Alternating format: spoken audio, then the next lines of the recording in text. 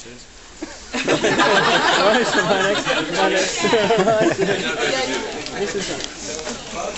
Oh. Oh, folks, this is not quite a magnum opus this time, but here we go. Right, it's not that funny. Right, when Rona's big sister Dominique, yes, got married on Christmas Eve last year, she called it the 7-year hitch. When others might be expected to be considering their position, Dominique and Michael, Mr. Hung, where is he going? Mr. Hung, alright. Who I trust will be entertaining us later. Not too sure about tomorrow, because by that time he might be Mr. Hangover. That's when they tied the knot. In a typical bout of sibling rivalry, Rona's gone one better and opted for an 11-year hitch. Perhaps the pair of them should consider opening a convenience store.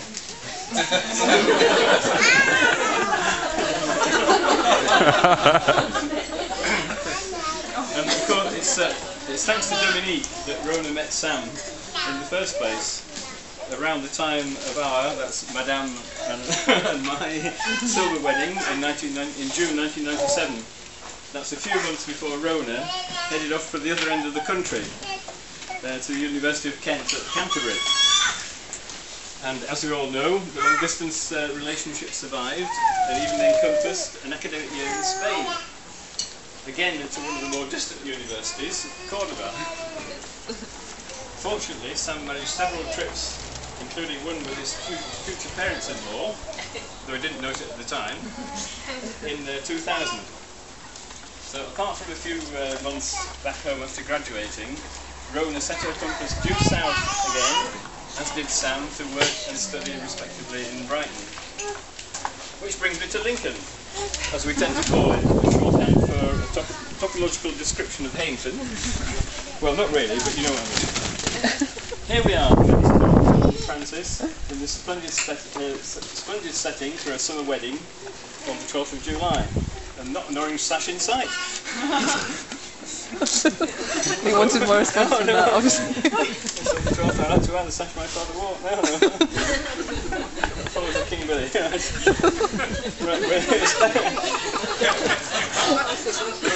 We're especially grateful to Francis and John for accommodating so many guests, particularly those from France and Spain, in Albert House and the Coach House, which are both full to the rafters, or, as Poppy would have it, the cellar upstairs.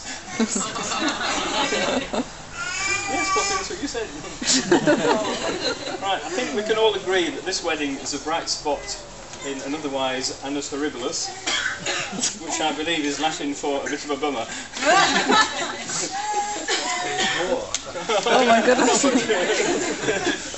But of course, 2008 has also been marked by other événements for Rona and Sam, the arrival of a new Brighton belle in the form of Esme.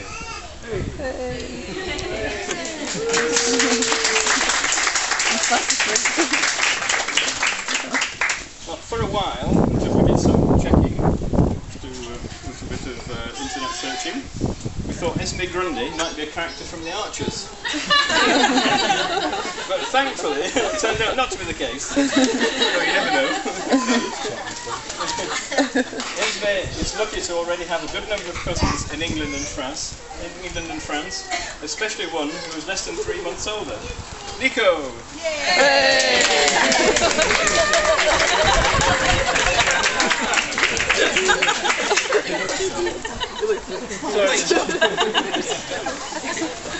It's pleasing to see that today has reunited friends and relatives from places which Rona and Sam have been associated, including Norfolk, Kent, Staffordshire, Lincolnshire, Sussex, Bristol,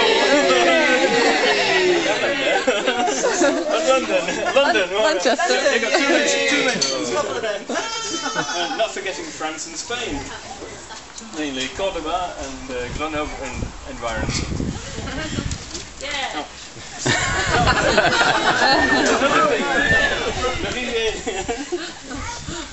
Another thing, our French relatives have I've even forgone the pleasure of a rival attraction, and I'm not talking about the summer fair opposite.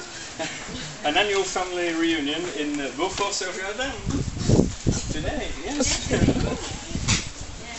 The net, or should that be the veil, would have been cast even wider as far as Australia had their friends Ian and Honey been able to complete a reciprocal wedding arrangements. But unfortunately that wasn't the case. Shall we I think they'll be coming later this year. Yeah. So, enough said, it's time to propose another toast. Shall we So climb? Rona and Sam. But I'm gonna let. She's darn good. It's a French in it. Go on. Take the love of cake. Go right. You've got like that. You've got a different go. Look. You need to move the mic. Oh no! He doesn't like Chris. 1, 2, 1.